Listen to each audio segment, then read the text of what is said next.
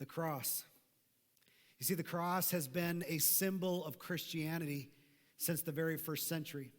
Here's a picture of some crosses that are actually from 2,000 years ago, if you can believe that. Hand-carved. And this cross meant something special for those that were followers of Jesus. And it wasn't until the 4th century when Rome officially declared Christianity as its main religion, which I have to imagine that came as a result of swallowing some pride, considering it was Rome who ended up putting Jesus to death. They ended his journey to the cross. But that journey began after the prophecies and foretellings of Christ's death hundreds and hundreds of years earlier. He was born to the Virgin Mary. He lived 33 years, and the last 3 years of his life were his years of ministry. As he taught the 12 disciples, as he moved from place to place, speaking and instructing and loving and healing. It all led to this place where Jesus was in the Garden of Gethsemane, where he was betrayed by Judas for 30 pieces of silver.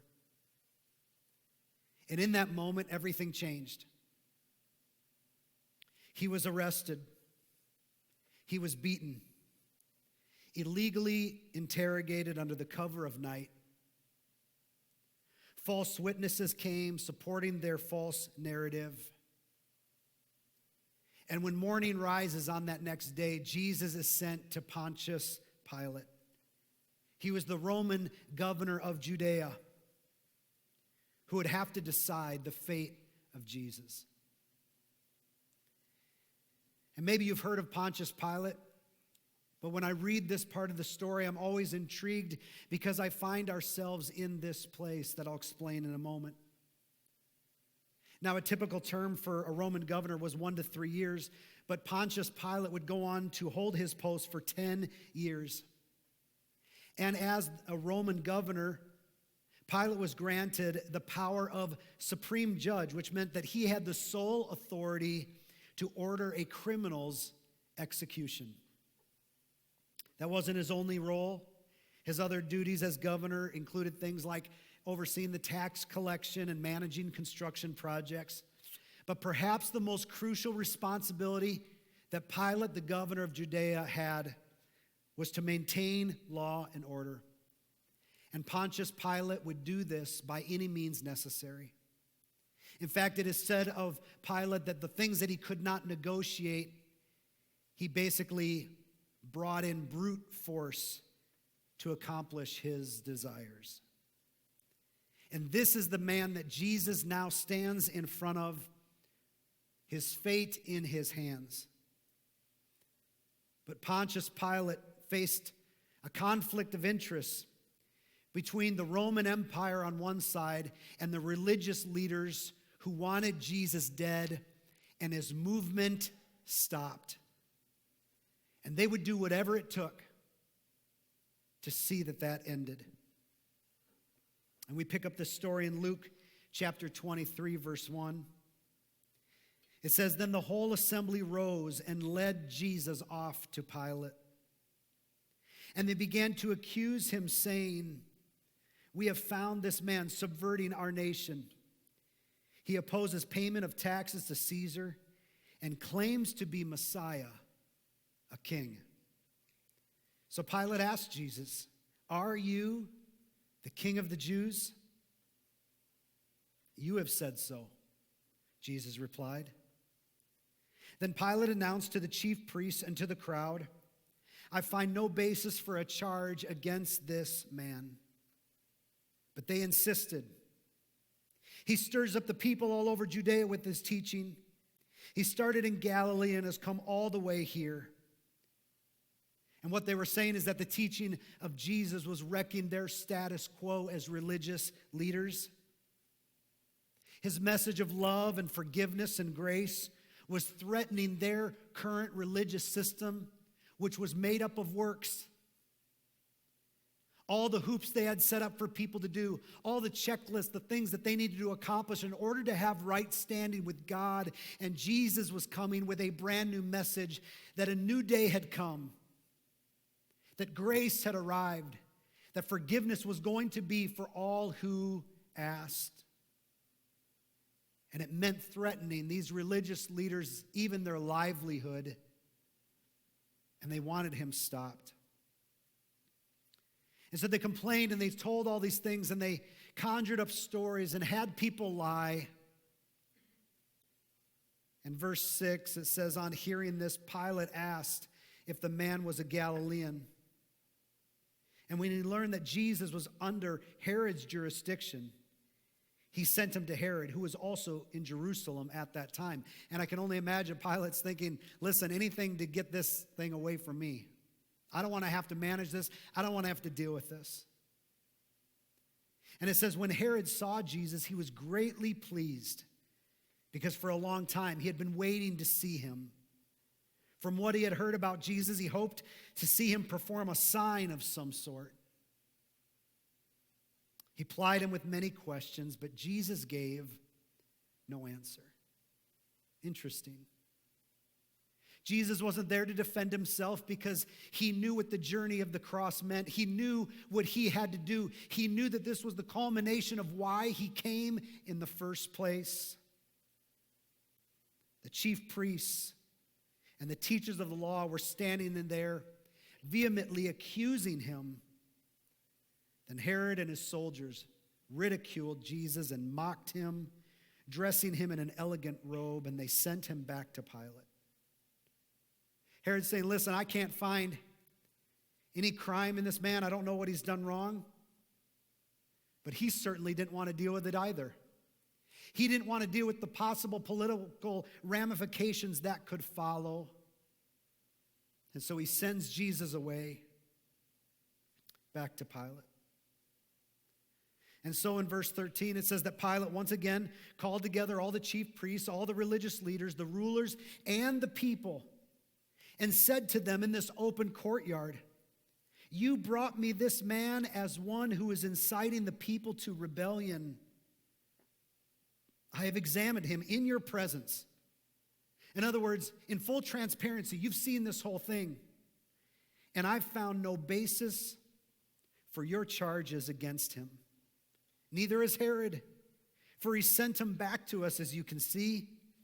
He has done nothing to deserve death. Therefore, I will punish him and I'll release him. But the whole crowd shouted, away with this man. Release Barabbas to us. Who is Barabbas?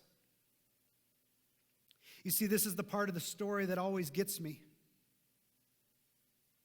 Because every time I see Barabbas, I see us in this story. And Scripture tells us, the eyewitness accounts tell us that Barabbas had been thrown into prison for an insurrection in the city and for murder, wanting to release Jesus.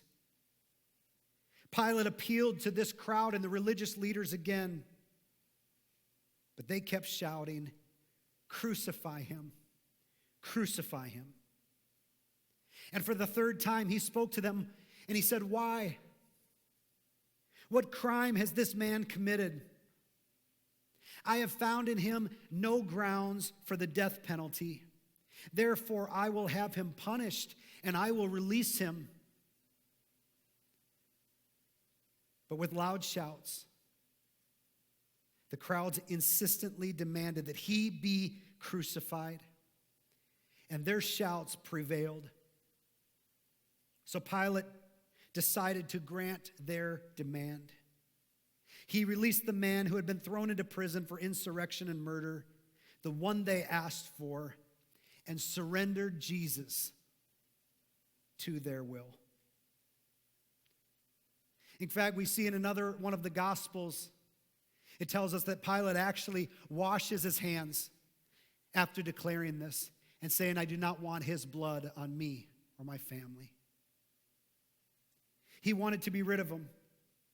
And as I read this part of the story, I can't help but see the substitutionary death that Jesus would end up dying right here in this story as a precursor to the real thing. Here was Barabbas, a murderer who deserved to be punished for his crime. And whether or not you've ever thought of this, Barabbas actually represents you. And Barabbas represents me. Barabbas represents each one of us who is lost in our own sin, lost in our own terrible choices, and we deserved punishment for it. Yet Jesus took his place. Barabbas got to go free while Jesus remained shackled and took his place, the one who was sinless, the one who had committed no crime, the one they could not find any charge to be brought against him, and yet he took his place just like he takes ours. And that's why 2 Corinthians 5:21 says this, "For our sake, God made him to be sin who knew no sin." God made Jesus to be the sin, the one who knew no sin, so that in him we, you and I, might become the righteousness of God. So that because of Jesus taking our place, we could have right standing before God. We were supposed to be the ones to pay for our sin, but Jesus willingly took our place. Why would he do that? The answer seems so simple yet profound. Jesus did it because he loved you. And he loved me. And he loved us, and he wanted a relationship with us, and he wanted to spend eternity with us forever. And that demonstration of love is remembered through communion. And it's why at churches we pass out the communion like you received today and you can take out now. It's why we as a body of believers use this to remember what Jesus did for us. You see, the night of his arrest, Jesus sat with his disciples one last time for this Passover meal. And the Passover feast has been celebrated for over 35 centuries, if you can believe that. And the Passover meal represented the time when the Israelites were in bondage and they were in Egypt and Pharaoh would not let them go. And the plague came, the plague of death, that would sweep over the city. And it was to kill every firstborn in every family. However, for the Hebrews, those that were following God, they were instructed to kill a lamb and take that lamb's blood and paint that blood over that doorpost. And when the angel of death came by, it would see the blood and it would pass over their home. And so for 35 centuries, this Passover meal has been celebrated. And it pictures for us God's amazing redemption through his son Jesus. And on the first Passover evening, the meal was very simple. And it's actually recorded in Exodus 12:8 that they were to eat lamb and unleavened bread and bitter herbs. And then the rest of that meal was really organized around drinking 4 different cups of wine that has become known as the 4 I wills. And it's taken from Exodus chapter 6, when God made 4 promises to his people that each began with, I will. I will do this for you. And the third cup of this communion was the cup of redemption. You see, redemption has always been God's plan from the Garden of Eden with Adam and Eve. And for those who have said yes to his leadership in our life, it means that we have been redeemed, that our old life can be exchanged for a new, abundant life. And if you can imagine Jesus sitting in that room with his disciples, and Jesus reaching across the table for that bread and picking it up.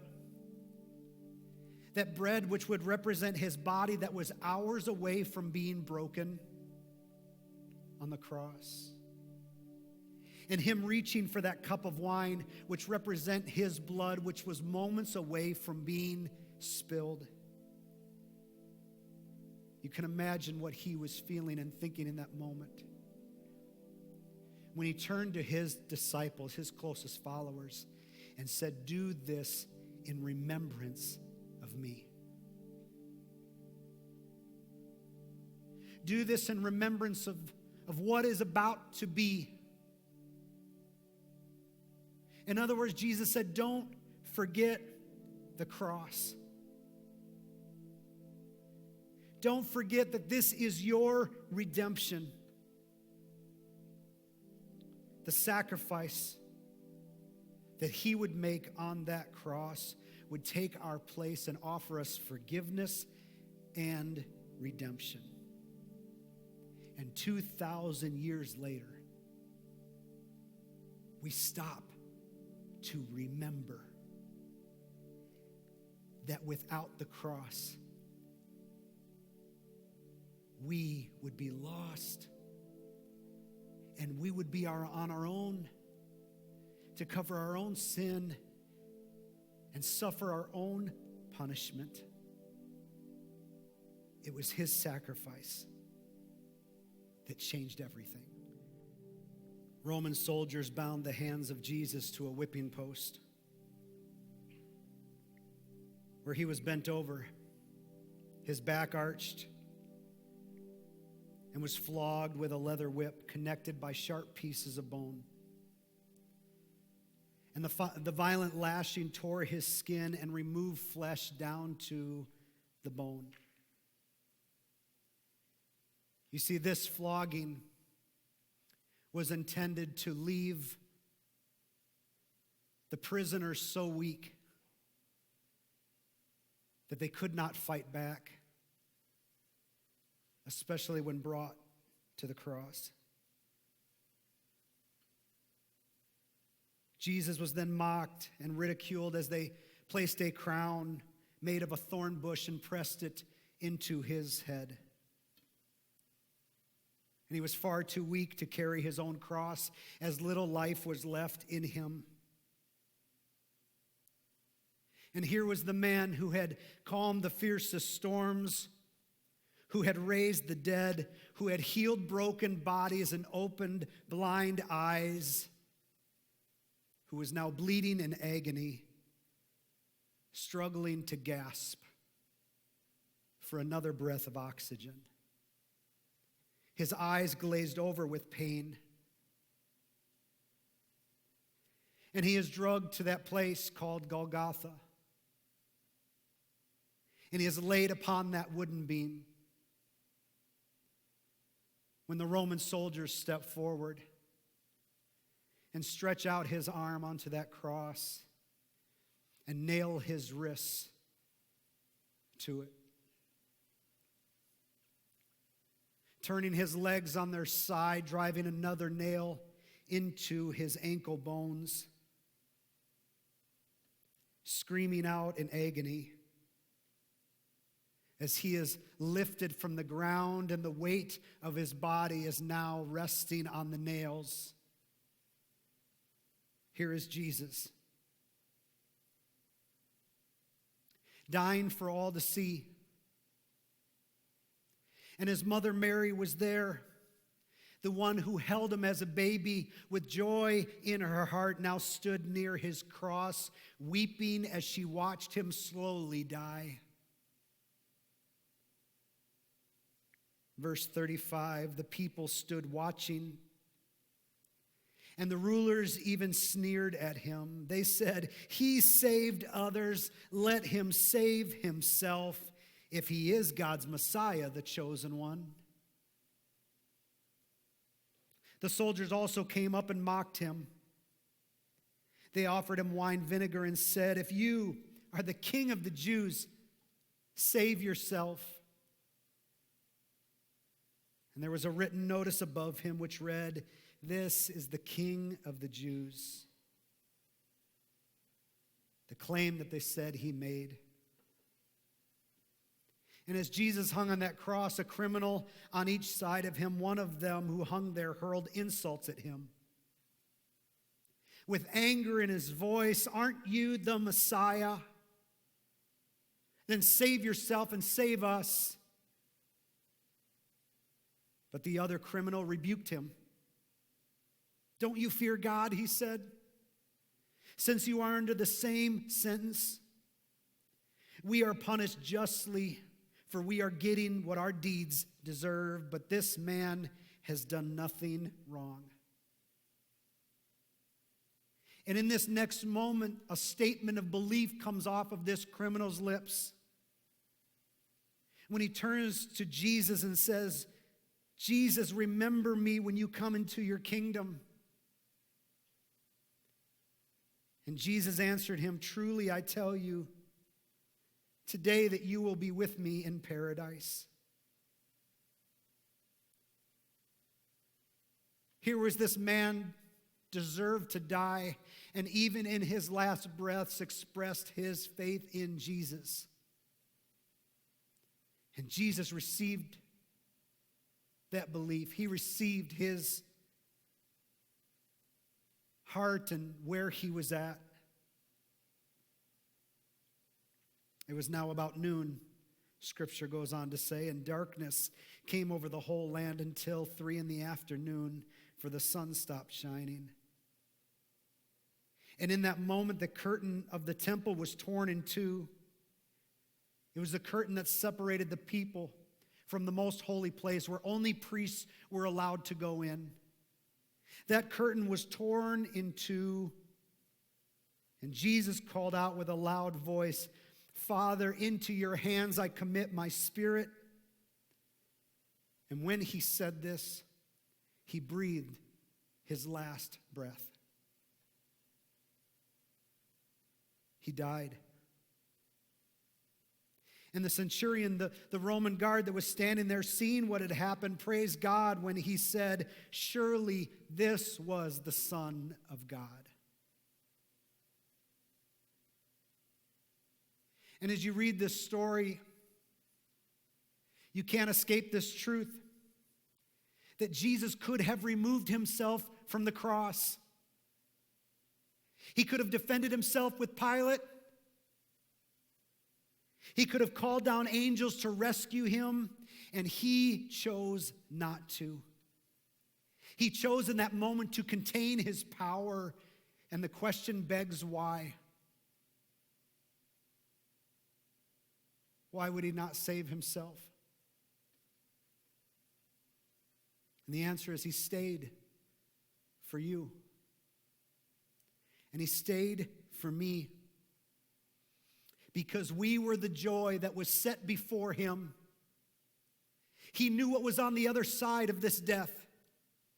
He knew the resurrection that would follow. He knew that death and darkness and disease would be defeated once and for all. He knew that he could enter into relationship with us because grace would become his banner and forgiveness would lead us there. He did it so that we could be redeemed. And this was the power of the cross. This was the power that Jesus said, "Do not forget. Break this bread and drink this cup to remember this sacrifice." To remember that he died so that we could live. And in that moment, he took all of our sin. He took all of our shame. He took all of our punishment onto the cross. And his blood was shed for every sin we've ever committed and every sin that we will commit. He did it because he loved us. And here's the great news, that if you've never said yes to Jesus, you can. If you've never asked for his forgiveness, you can. Even here and in this moment, you can believe that he is the Son of God and ask him to be your Savior. And that's what John 3:16 promises us.